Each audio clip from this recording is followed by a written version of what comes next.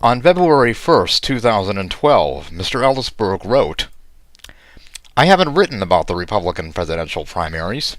I've even tried to ignore the eeriest pronouncements spouting from the candidates, which include such classics as 'corporations are people' and 'by the end of my second term, we'll have a permanent colony on the moon.' I have avoided writing about the GOP primary Lollapalooza for the same reason that people don't pick on the elderly, children, and the enfeebled. It's mean-spirited, too easy, and ultimately not much fun. Now I'm sure there are Republicans crying about how their candidates are so much better than the sitting president, Barack Obama. But that misses the point entirely. What's at issue here is one thing only: how crushingly dismal Republicans must feel about their candidates, hoping to be their standard-bearer of their party.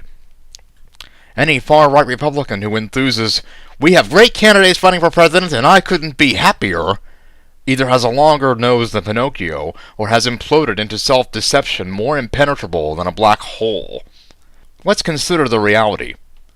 On his way to heading the GOP, or at least he was at the time this article was written, is Mitt Romney, the former governor of Massachusetts, a state so liberal it's used by Republicans as the poster child for their fundraising. Under Mr. Romney, Massachusetts created a health care law that was a blueprint for the Affordable Health Care Act. He once even voted in a Democratic primary as an independent. And he belongs to a religion that some far-right evangelical Republicans have thoughtlessly described as a cult. Don't even try to convince me that the far-right Republican Party is happy with Mitt Romney. In fact, there is only one reason the far-right tolerates Mitt Romney: because he's not Newt Gingrich. Mr. Gingrich carries even more baggage than American Airlines. He was pressured to quit Congress by his own Republican colleagues after an ethics violation. His one-man assault on the sanctity of marriage violates every genteel temperament of the supposed party of values. And these two are the top candidates. It goes downhill from there. Rick Santorum, a one-term defeated senator who has literally campaigned on the dangers of contraception in this country? Is this who the keep government out of our lives Republicans, let alone rational ones, feel good about heading the ticket of their party? For all those deep in love with Ron Paul, he's at a paltry 13 points in the national polls, and stands as much chance of getting the nomination as Barney Frank. Given that those who he's so far behind are disliked so much, that speaks volumes about what the Republican Party overall thinks about Congressman Paul. Republicans think even less of Michelle Bachmann. After focusing all her resources and spending an entire year campaigning in Iowa, they gave her 5% of the vote. She dropped out. John Huntsman is a bright, accomplished man, but Republicans are so profoundly uninterested in him for his scary moderate views and his scarier proximity to Barack Obama that he couldn't poll above others. He dropped out.